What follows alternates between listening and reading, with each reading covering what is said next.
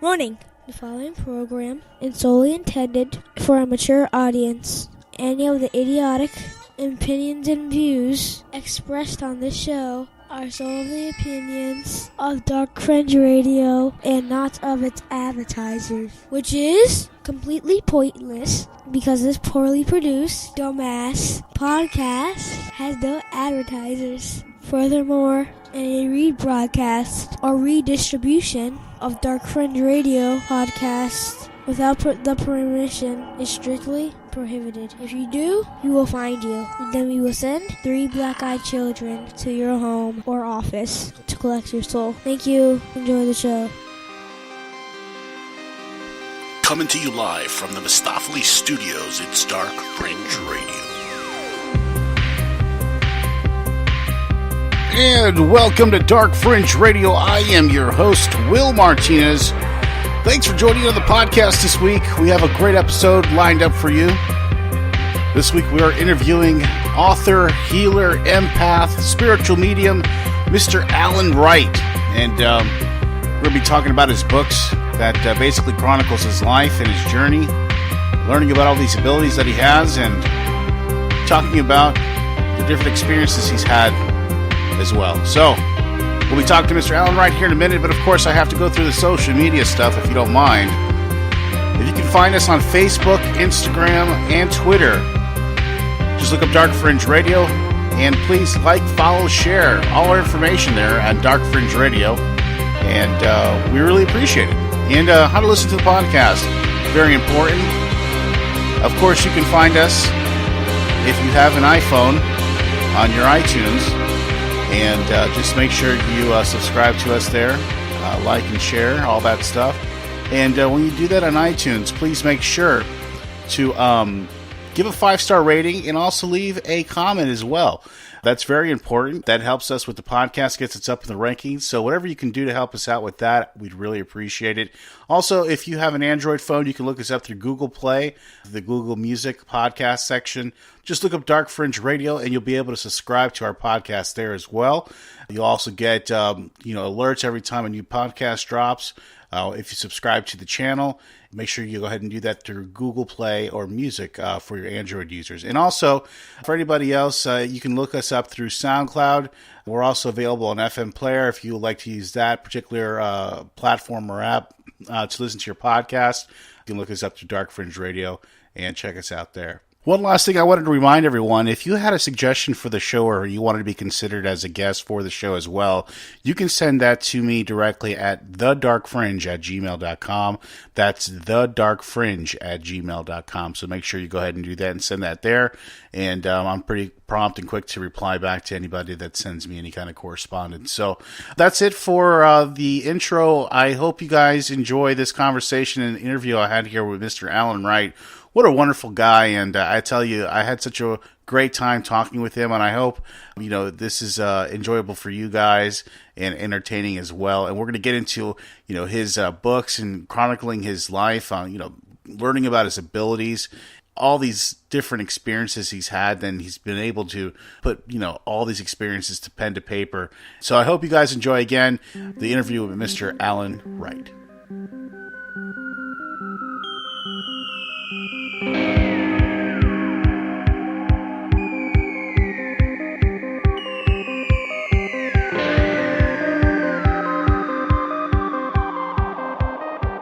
All right, everyone. Thank you and welcome back to Dark Fringe Radio. I'm your host, Will Martinez, and we have a very special guest on the line with us today. His name is L Wright. Alan is someone we encountered on Instagram, and he is an author of 5 books, and he's currently working on a 6th. He's a clairvoyant, a medium, an empath, also a healer. He's chronicled his journey, basically, through all these books of, learning about his abilities and his experiences. And we're going to bring him on the podcast tonight to, discuss all these things. Please welcome to Dark Fringe Radio, Mr. L Wright. Alan, how are you tonight? Oh, pretty good, Will. How are you? Very good, very good. Well, Alan, thank you for coming on the podcast and taking your time to talk to us tonight. First thing I wanted to start off with was you have chronicled your journey about your abilities and learning about through all these books, and it's a pretty interesting perspective. uh, to say the least. And it starts with, I believe the first book was Roads Less Traveled. Is that correct? No, actually, my first book was Through the Veil and Back. Through the Veil and Back. And Okay. yes, And, one thing that you mentioned to me that really caught my attention, you astral projecting and you actually having an experience with that. Tell me a little bit more about that. Well, back in 1982, my grandfather died, and he was a father figure in my life, pretty much my whole life. And with him gone, I missed him a lot. There was a big hole in my life at that time, and wondered where he was at, if he had passed on to a better place or whatever. I was taught as in the Baptist church at that time that, when you die, you go to heaven or hell or whatever. Right. And I just wanted to know if he was in a good place at that time. So in 1983, I went to bed one night, and the next thing I know, I'm on a journey to see my grandfather. Of course, in the beginning of this journey, I didn't know where I was going, but I ended up seeing my grandfather at the end of it. So you saw yourself going to some place, and yes. How did that look? What was the can you describe to me the ambiance, what it looked like? Well, at first, I actually saw my own death, and I was in a hospital, and I saw a body laying on a gurney, and a nurse and a doctor standing over that body, and I realized that body was my own. And as I was contemplating this, I went through the ceiling and the roof of this hospital, and then kept going up. Now, people say, "Well, isn't that a near-death experience?" Well, yes, I guess it could be, but I wasn't near death. I wasn't even sick, Right. I had been in a hospital or anything, but it journeyed right. I went through space. I ended up in that tunnel like near-death experiencers see or feel, and I went into the light that they saw at the end of the tunnel, and then I ended up with my grandfather at the end of this, and I learned a lot. At the time when I came back the next morning, I came back just like I had only been gone 7-8 hours or whatever. But through my life since then, I've always had abilities, but since this time, they became stronger. And also, I've had bits and pieces of knowledge that came to my mind that I realized that I had picked up on this astral projection when I went to see my grandfather. And those people who have passed on, they have no time. They have no use for time. There's no time there where they're at. But they are able to bend and fluctuate our time to, fit their purposes or whatever. And actually, I could have been gone a week. I could have been gone a month, a year, even longer. But when I came back, they brought me back to the time that I was supposed to be, this physical time here on Earth. And but they told me a lot of things, and I've learned a lot of things. And I learned, for instance, that there was different levels of heaven, what I call heaven, from what I was taught when I was going to church, where my grandfather was at. For instance, I called paradise.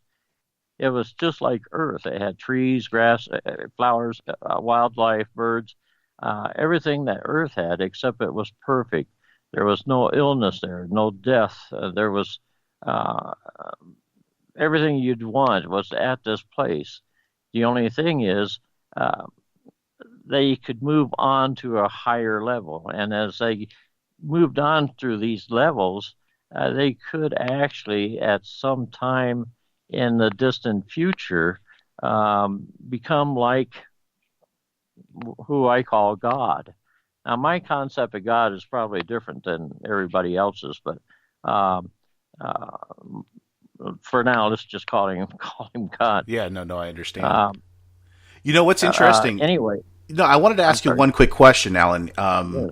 What crossed my mind, when you saw your grandfather, did you have a very lengthy discussion with him? Well, from what I remembered when I came back, I did not. Um, you almost have to tell the story. When I went through the roof of the hospital, as I was going up, I saw the lights of the city from where I was at. Mm. And I had a radio host once to ask me, did you remember the city? And at that time, no, I did not remember that city. But my wife and I moved up here to Utah, and all of a sudden I recognized the lights of the city. It's this one.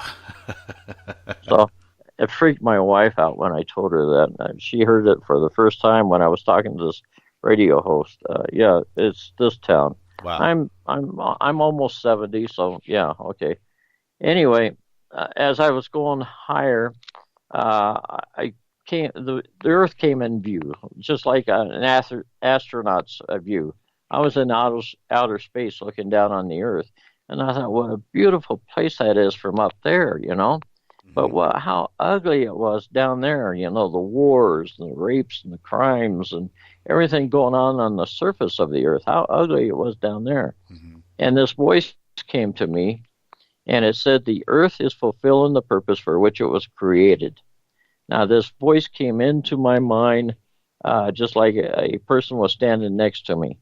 And it was done telepathically. It had to be. Right. Anyway, as I continued on, I started wondering, you know, about my own sins. I knew by this time I had died, and I was wondering about my own sins and some of the things that I had done that was probably not too good on what people would consider too good.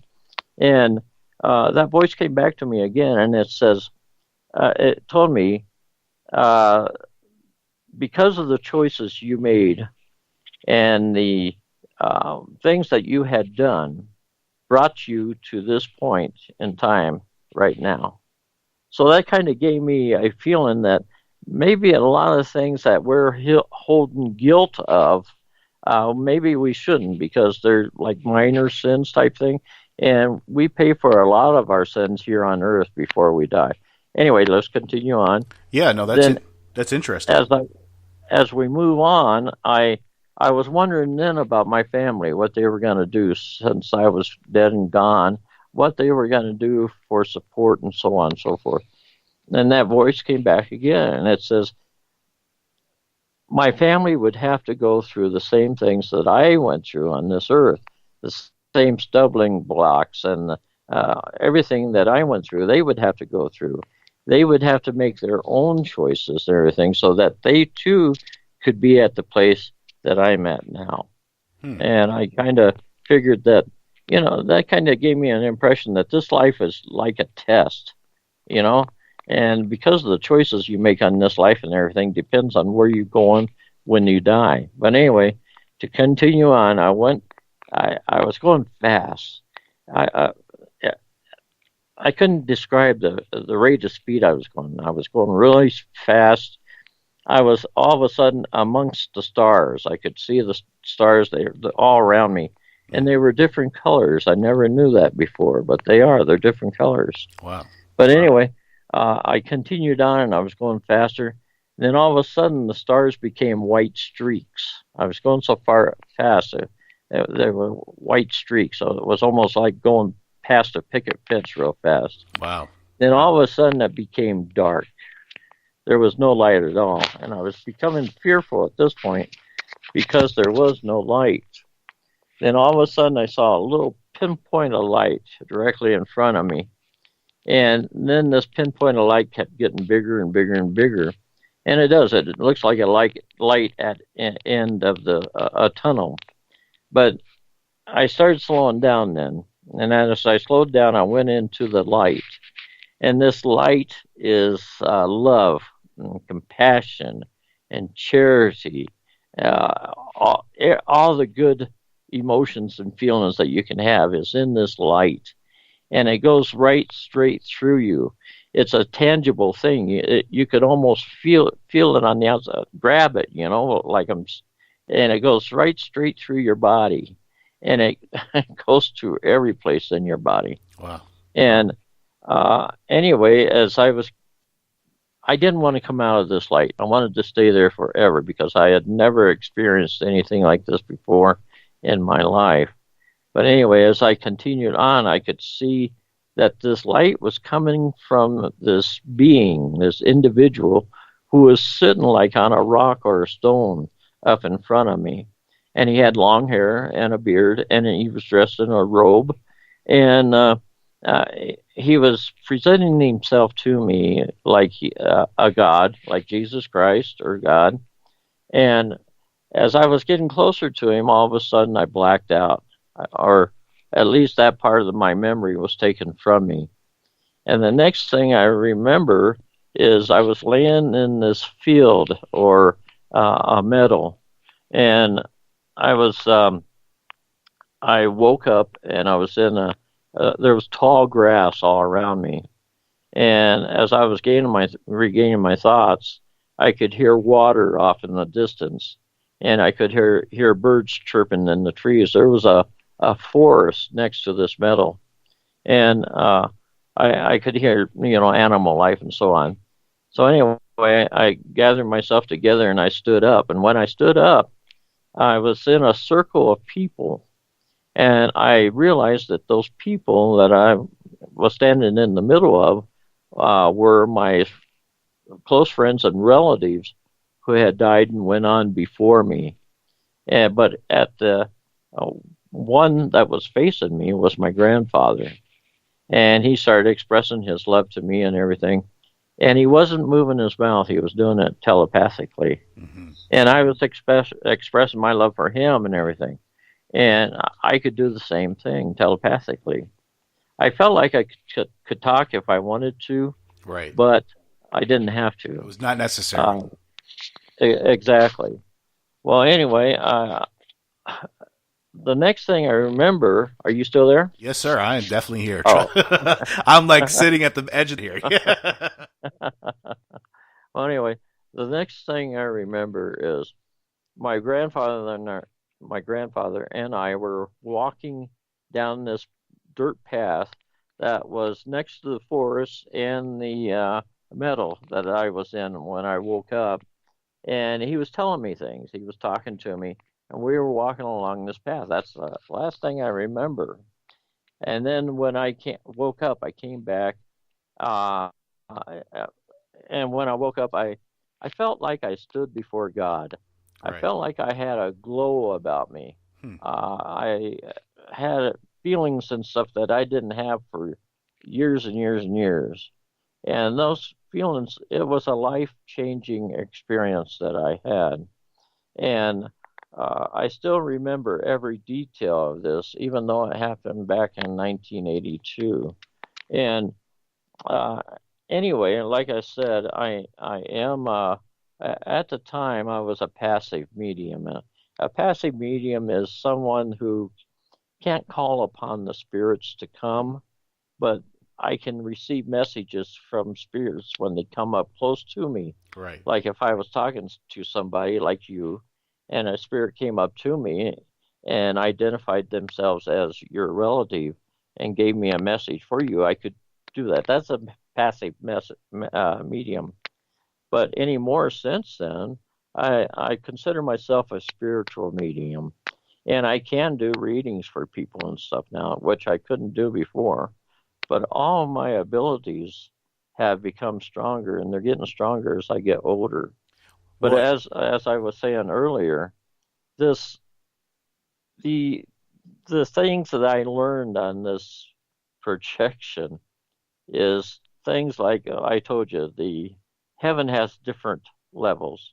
Yeah, now, I was wondering about that. That intrigued me because, we always hear about, and excuse me for interrupting, but we always talk, we hear about Dante's Inferno. I mean, that's, one of the things, and he talks about, the different levels of hell. Why couldn't there be different levels of heaven? And that makes perfect sense. Please. I didn't even know who Dante was at the time, but you're exactly right, because about 3 years ago, I went on another one where I went to hell, but let me finish this one. When I went to heaven, there was different levels. Like I said, there was 9 levels that I know of. There could be more, but there's no less. There's at least 9 levels in this that I call heaven. And if you get to the highest level, you can become like God. And what you learn in these different levels are not religious things. They're laws of the universe. You are taught things about the universe and the laws of the universe, and so on and so forth. Anyway, there was, like I said, there's no time there. Right. So that's another thing I learned there. When I say they, your relatives, your dead relatives, are the ones that actually show you and teach you what you have to know. They're the ones that passed on before me. And anyway, there's so much stuff. Anyway, it's intriguing. Yeah, I mean, I'm listening, and I'm just like, I'm taking all this information in, and it's just like I'm enthralled at this moment because, I really do believe what you're saying. There's a lot of merit to what you're saying. This is not a concept that is foreign to man. That has been passed on from different cultures, different generations. It's nothing uncommon to that. So I totally see what you're saying, but please continue. Well, then about 3 years ago, like I said, 2.5, 3 years ago, it was around the holidays. I had another one where I went to bed, and when I got up in the morning, it was just totally different, the feelings. I had went to a place that I called hell.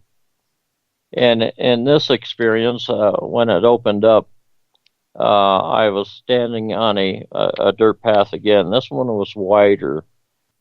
And it was pitch dark. You could barely see your hands in front of your face. And off to the left, I could see buildings. But there was no lights on in these buildings. And off to the right, there was buildings also where there was no lights also. And as I started walking along, and I didn't know where this path was going to take me, but as I was walking along, I felt like there was somebody behind me. And when I glanced behind me, there was about 3 or 4 shadow people, and they were just darting around behind me, and I didn't know what they were going to do. I didn't know what they yeah. I didn't know whether they were going to try to jump me or what. Right.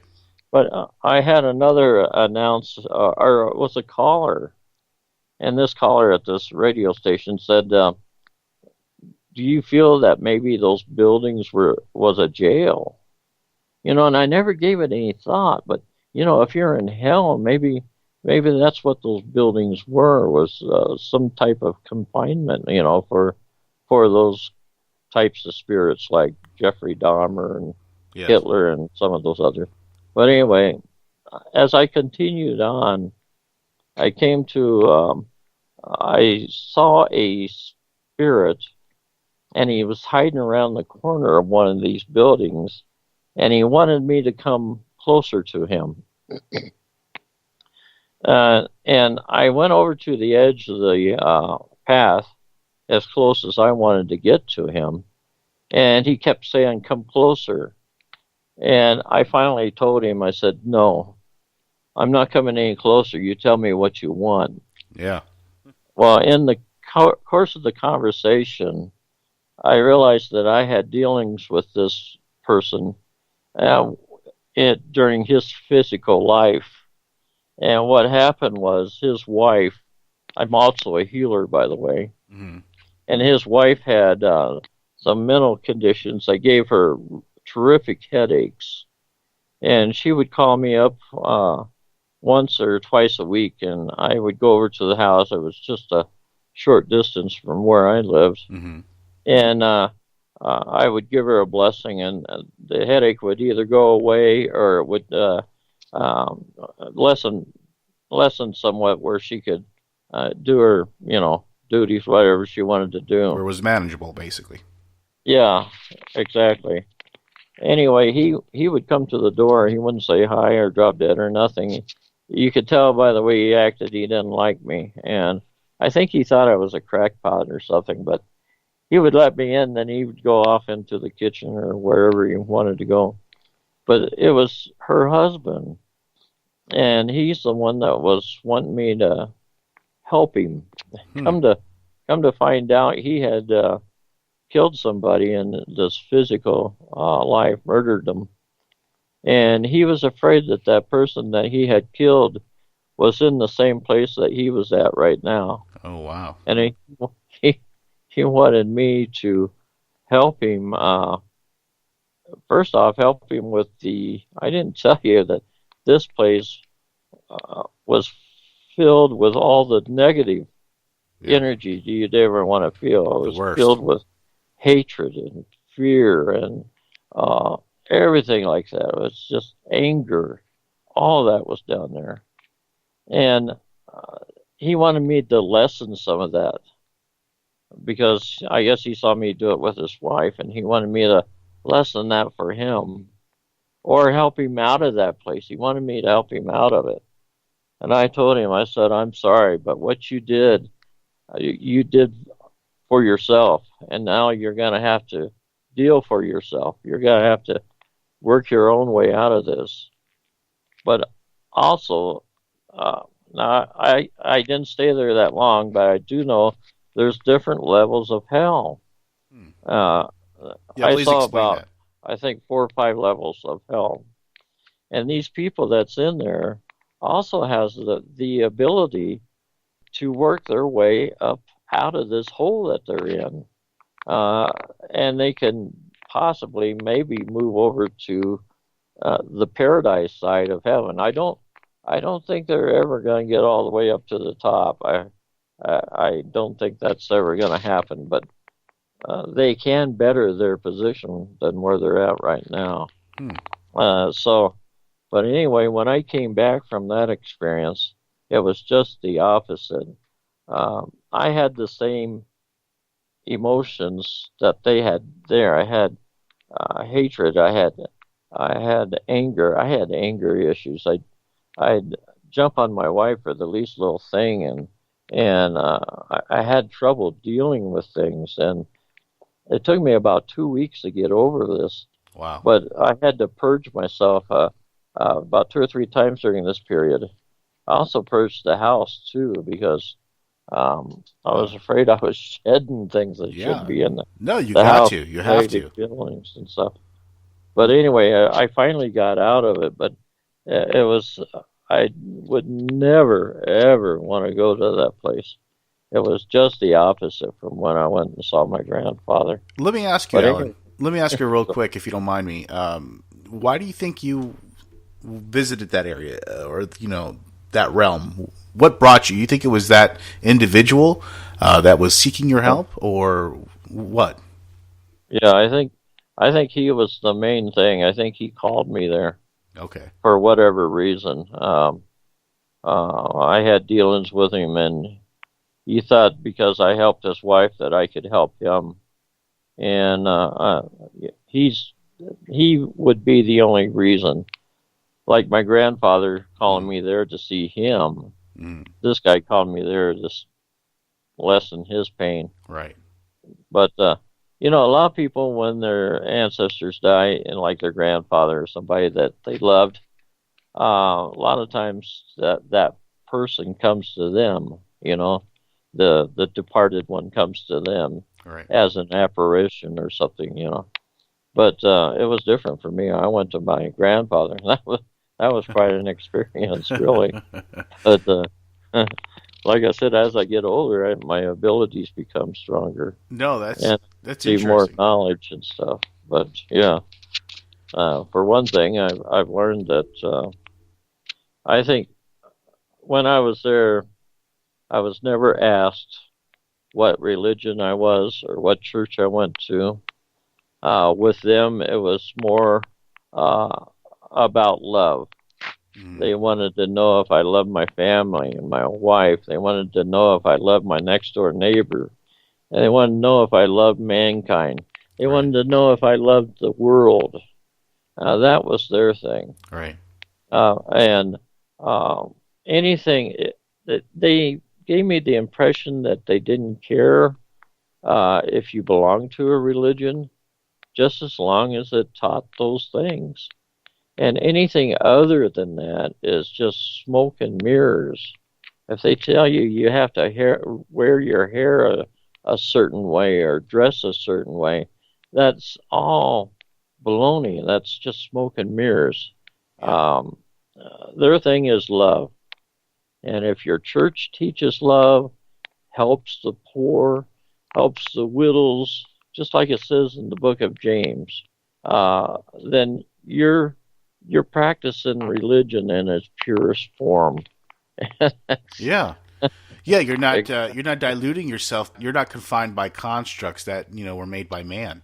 With these other religions that have these things that you talk about. These weird rules that you can't do this, you can't do that. It's all about love and the love for and compassion for others. So I totally understand that. But I know what I saw. I know what I saw was true. I put that stuff in my books. All the experiences in my books are true. I am into the paranormal. My wife and I lived in a haunted house for about 3 years. Yeah, I wanted to ask you about that. Yeah, that was something that I read about in your bio, and I wanted to get into that whole experience. Please tell me about that. Well, back in 2007, just before the housing crashed, wife and I bought a small one bedroom, no, 2-bedroom house. I'm sorry, house, and we paid through the nose for this little house, during that period of time, and we moved in. Everything was fine when we first moved in. We didn't notice anything or anything. It was a bank repo house, though, and but the house had all been remodeled. Everything was new. So anyway, the house was about 70 years old at that time, and it was in my old neighborhood or on the fringe of it. And so I was familiar with the area. I graduated from the high school. I knew kids and stuff, or what used to be kids in that area. But anyway, yeah, anymore they got canes and stuff. Walkers. But anyway, we move in and, we didn't notice anything, but all of a sudden my wife says that she's seeing shadow people in the hallway. And I didn't see them, but she said they were going back and forth in the hallway. She saw movement in there at night. And then I could start seeing them also. They weren't making any moves towards us. They were just shuffling checking around us out or something, I don't know. Yeah, shuffling around. Yeah, that's about right. Then I started, I'd go to bed. I had to get up early in the morning, so I'd go to bed fairly early. But when I fell asleep, I would, this creature would bum rush me, come rushing right up to my ear and scream into my ears, loud as she could. It was a female, and she looked like a witch. Wow. But I called her a banshee, and that's the title of the chapter, Banshee on Dunlap Avenue. But she'd scream in my ear, and I'd sit straight up in bed like I was about ready to fight somebody. Right. And then I get all settled down and get back to sleep again, and she'd do it again. And this went on for a while. And then we started noticing. I came home one afternoon, and there was these big old fat, disgusting flies, hundreds of them, inside the house in the windows of the kitchen and the dining room. And I realized then that we had something that was evil in that house. There was an evil entity or presence in that house. Because these flies, I don't even think they were supposed to be in Arizona. Yeah, I mean, Arizona itself is like dry. I mean, for them to be around like that? Yeah, they were big old fat, disgusting things. They could barely fly. And at the time, we had 6 dogs. We are empaths, so we like animals. Of course. So we had about 6 dogs at the time, and I didn't want to use any poisons on the inside of the house for fear that one of our dogs would get sick or die or something. So right. I just brought out the fly swatter and started killing them. They were easy to swat and kill because they didn't move very fast. But I would do this every afternoon for about 10 days, I think it was. But after this, wife and I would be watching TV, and all of a sudden we'd see one or two of these flies fly up past the light in the TV, and I'd grab the fly swatter, but there was no flies around there. They were ghost flies. Because, I killed these flies from these evil presence. Now they're ghosts. Oh my! And they were flying up from the TV at night. It was really strange. It was a strange place to live in. We started getting termites, and those termites. The only room in the house, they built these like tubes, and they'd hang down from the ceiling of our house from our bedroom. And you'd look up at night. They'd do it at night, overnight, while you were asleep. You look up, and here's these things hanging down like they're about ready to grab you. It was just a weird place to live in. Wow. Let me ask you, Alan, did you ever do any kind of investigation as far as the history of the house and look into any of that, public records to see if anybody was, ever killed or died in the house? Well, I knew some of the history. Like I said, I grew up in the area, and I remember as a kid, I used to sell all Cajun cards once in a while, and I got my race bike from selling them, and I used to sell on that street there, and there used to be an elderly lady that lived there, and I realized she was dead then. I talked to one of our next door neighbors, and she said the house sat empty for quite a long time.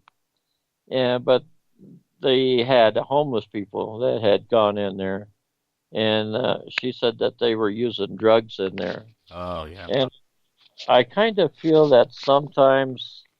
Oh, we also uncovered a pentagram in there. Oh, wow. We pulled up a section of floor too.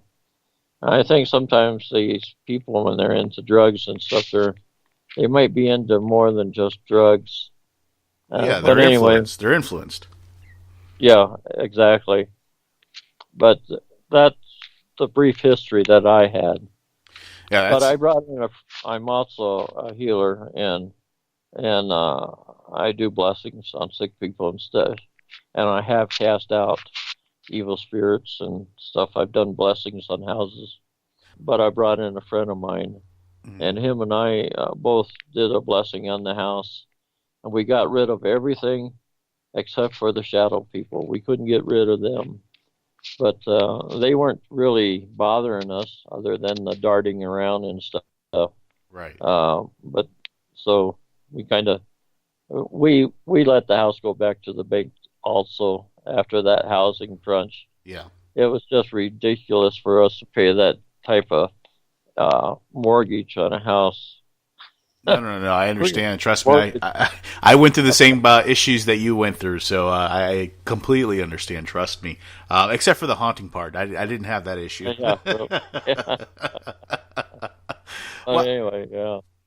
Anyway, we moved out of there, so that's, the place that we're living in right now, we have a couple spirits in it. When you're in a medium, you attract spirits. And my wife and I are both mediums. And we're surrounded by spirits all the time. We know this. And so we're bound to have some type of spirit in our living it's bound to happen, right? We try to keep the bad ones out.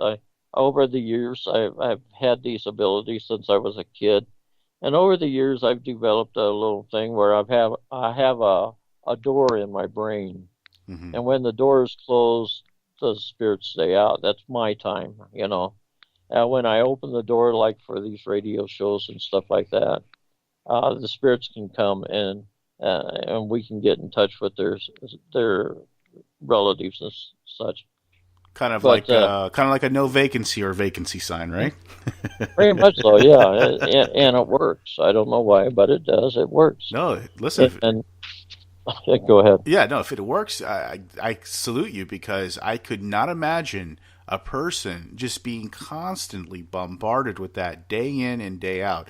It must be exhausting. I could not even imagine. Well, yeah, you have to have some way to have time for yourself, you know. Yeah. Now, some of the spirits are stronger than others, and they can get through. But anyway, what was I? We were talking about your house that you're in now. That you also have spirits there. Oh yeah, yeah. We found out that the elderly man that lived here before us, he died. Pretty much committed suicide. But anyway, we're pretty sure that his spirit's here, and we're sure that there's another one. But they're what I call benign. I mean, they're not evil or anything like that, but they do pull some pranks on us. We turn on the lights to our front porch and back porch at night.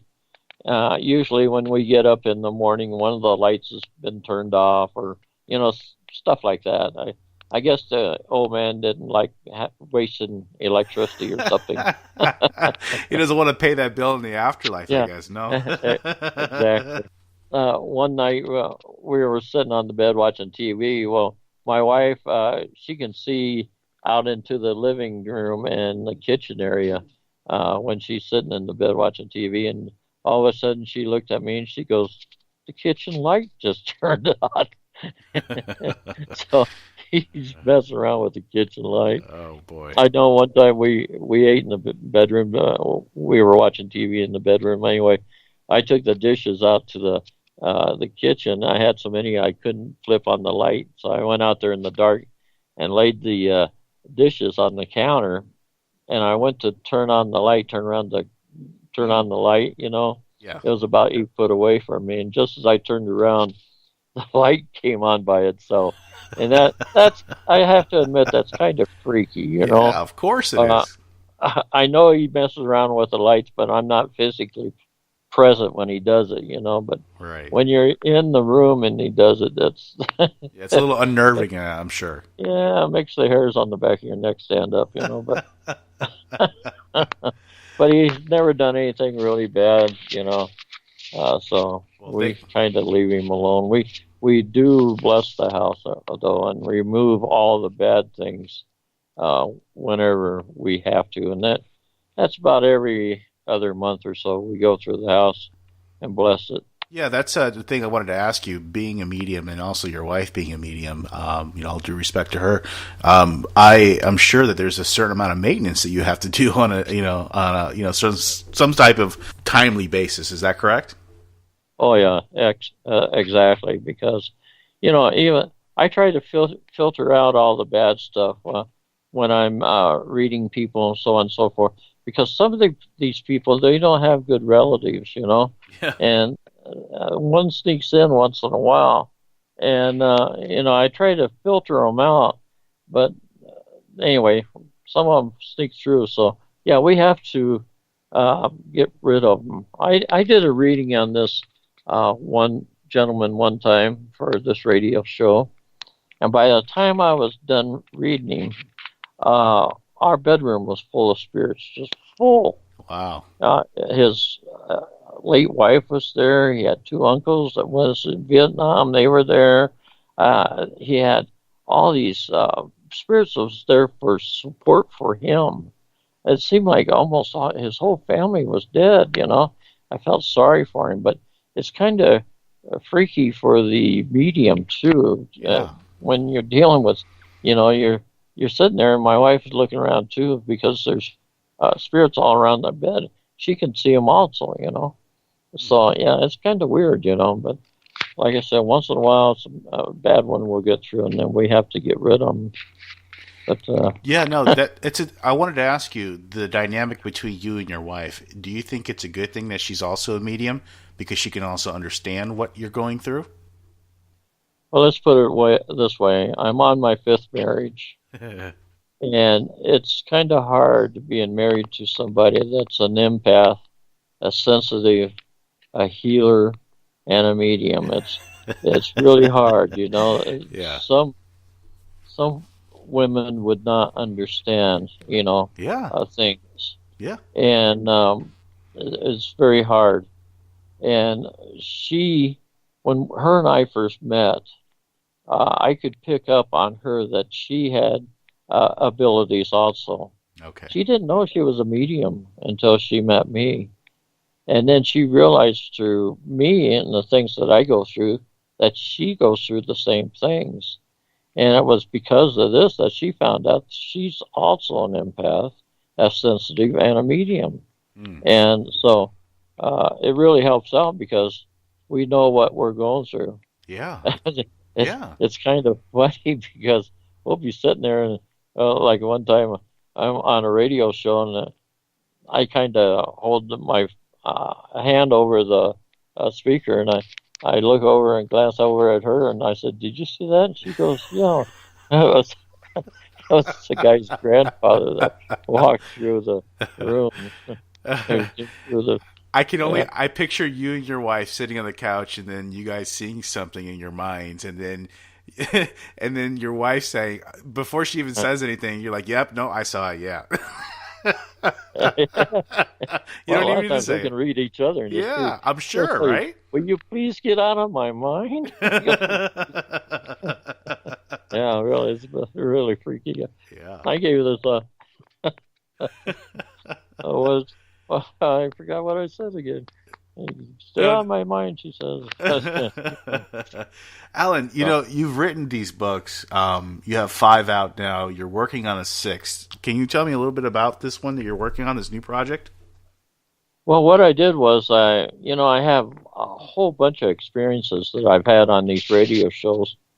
And I've had where a spirit or sometimes 2 spirits would come through and they want to talk to the co-host or the host and give them a message. And I've had to basically stop the whole radio show to do that. And I did this one time, and I told a co-host about his twin brother and everything. And actually he was co-host. Anyway, the host says, "Yeah, he's really been kind of upset since his brother died and stuff." And anyway, I hit it right on the nail. That's what she said. But there was a space of at least a minute that was quiet.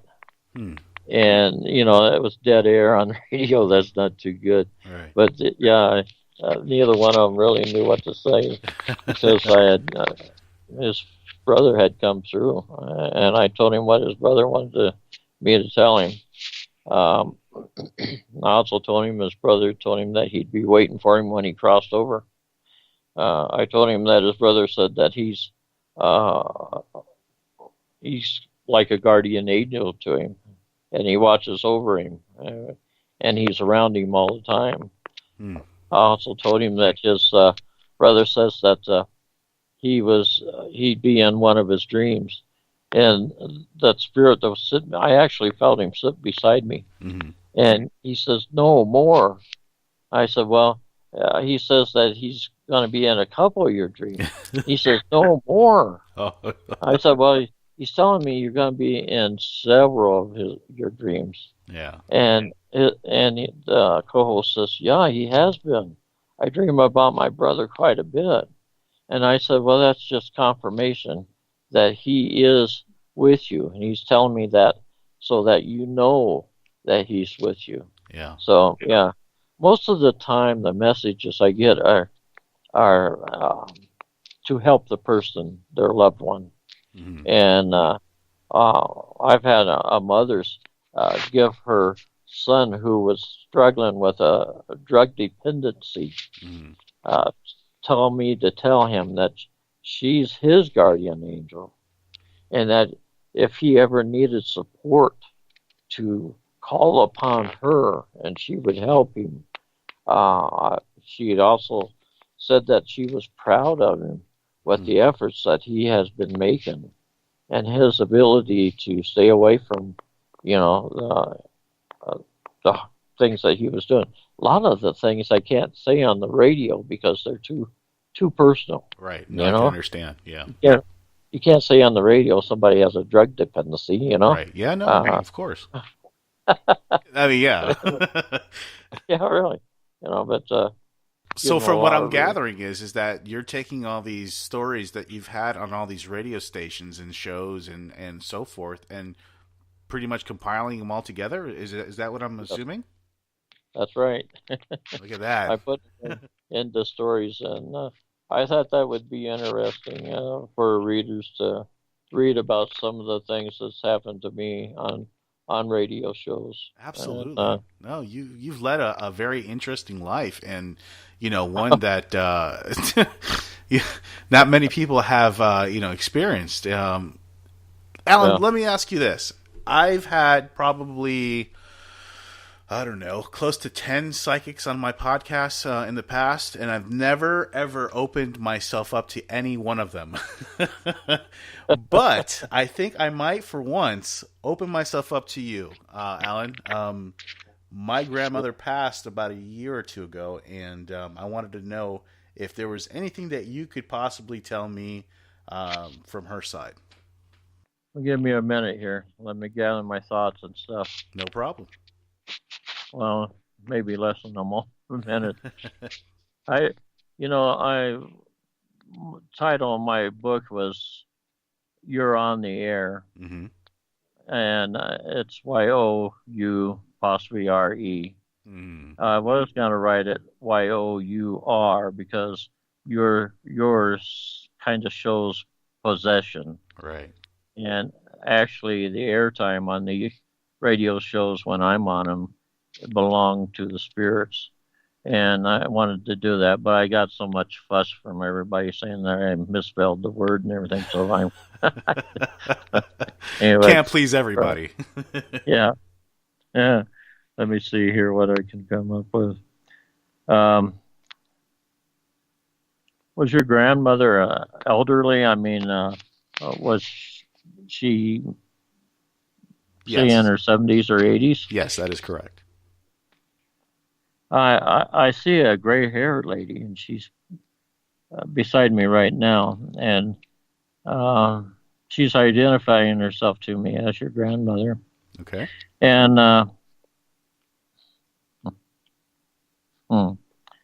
she told me that you two had a lot of fun when you were a kid. Is that true? Very much so. Yes. She's telling me also that you went over to her house as often as you could anyway, and that you guys used to do things together. Yes. Was your grandfather there also? My grandfather had passed many years before I was even born, so I never even got to meet my grandfather on my mother's side. Well, I see your grandfather here. He's telling me he's your grandfather, and he wants me to tell you that he loves you, and that even though he didn't see you or you didn't see him after you were born, he knew of you, and that he's been around and knows you. Your grandfather and grandmother are together with me anyway right now, as I'm talking to you. Was your grandmother a little bit stout? Yeah, to say the least. Yes, that's what I'm seeing. She's wearing a dress and she looks pretty stout. Yes. But she's doing some things. She had a comical. What can I say? She was jovial, I should say. Was she? She liked to tell jokes and stuff. Yes, she was always doing something goofy. Even at her later age, she was always doing something silly to the point it would make you laugh. So yes. Yes. Well, she's telling me that she was pretty much raised in the 60s and 70s too, so she was young during those times, and she had a good time, she said. I don't, I don't know. I'm not going to say what kind of good time she had. But I can only imagine. really. Well, she's expressing her love for you. Okay. She's also expressing her pride of you. She's proud of the accomplishments that you made in your life. Uh, she's very happy with the things that you've done.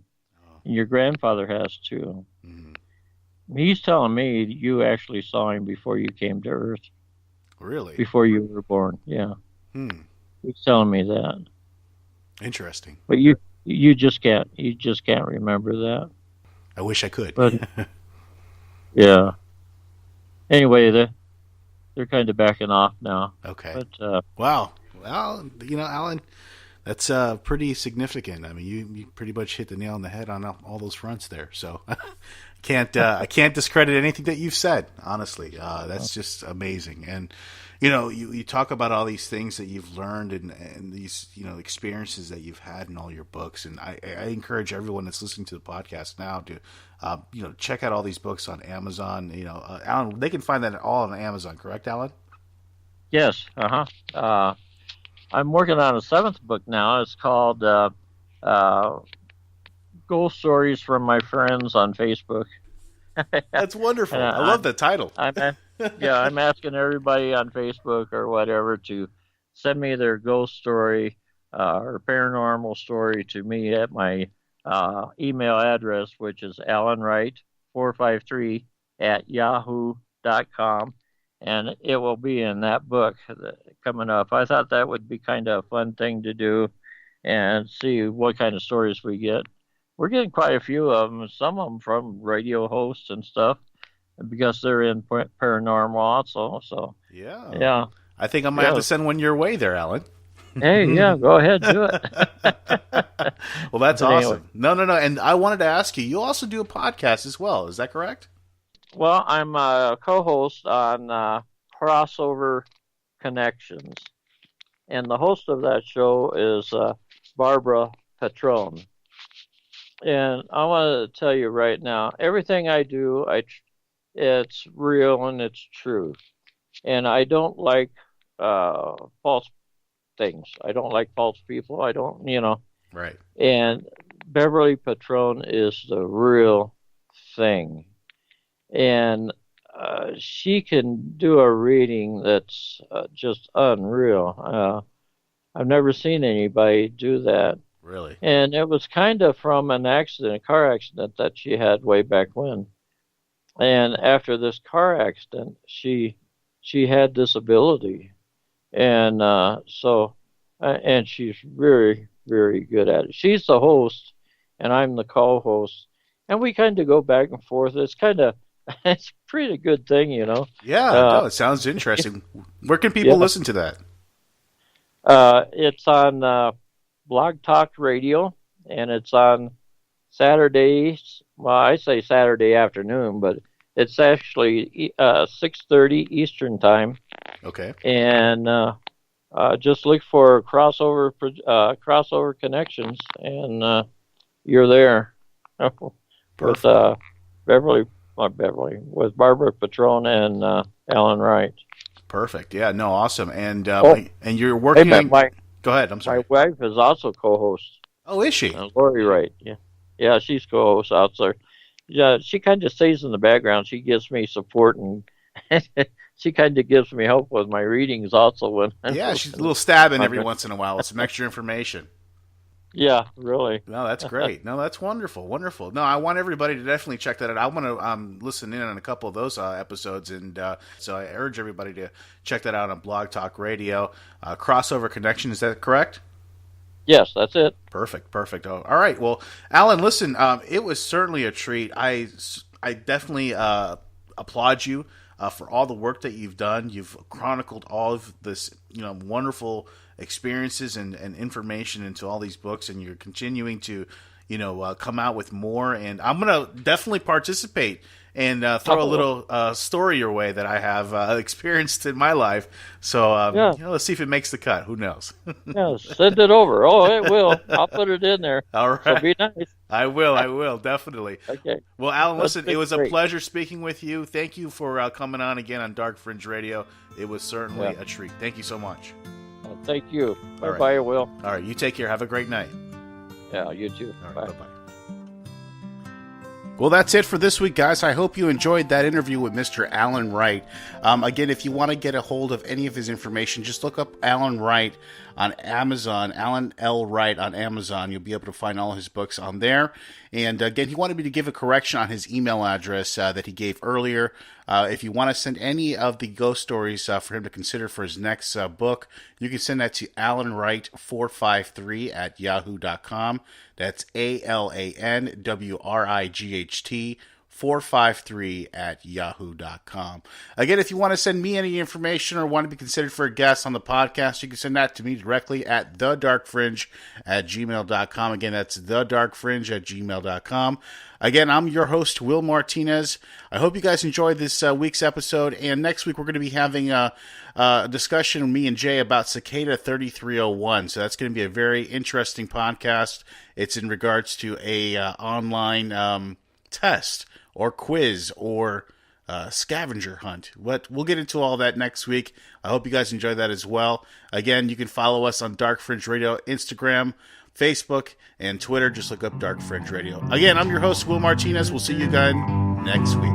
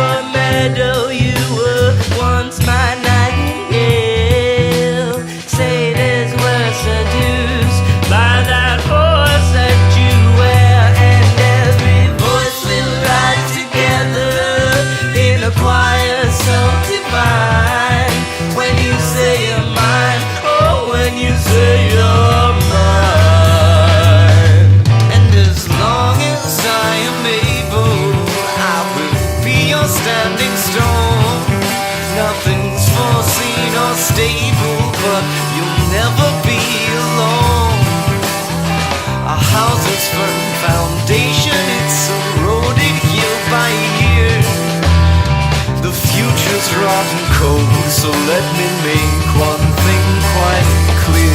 You gotta know you're wanted, know you're needed. I wanna be with you now, unimpeded. Should anyone get my way on now, God have a mercy on his soul.